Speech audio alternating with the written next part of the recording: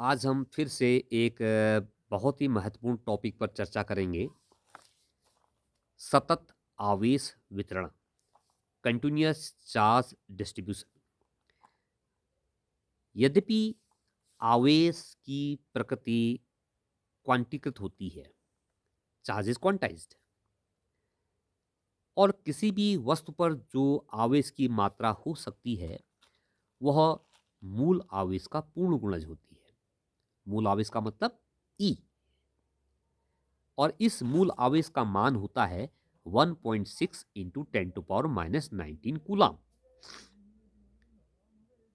व्यवहार में यह मूल आवेश इतना छोटा होता है कि हम किसी भी वस्तु पर यह मान सकते हैं कि इस आवेश का जो वितरण होता है वह आपका सतत होता है, कंटिन्यूअस होता है।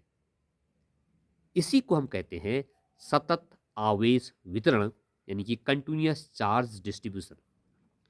आवेश का जो वितरण होता है वो तीन प्रकार से हो सकता है। पहला, लीनियर चार्ज डिस्ट्रीब्यूशन।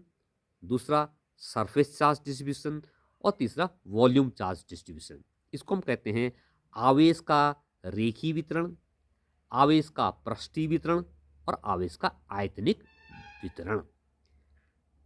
यानी कि किसी वस्तु पर जो आवेश है उसका जो डिस्ट्रीब्यूशन है वो आपका कंटिन्यूअस माना जा सकता है, और उसके पीछे सिर्फ एक कारण यह है कि इस मूल आवेश का मान इतना कम होता है कि हम इसको कंटिन्यूअस मान सकते हैं।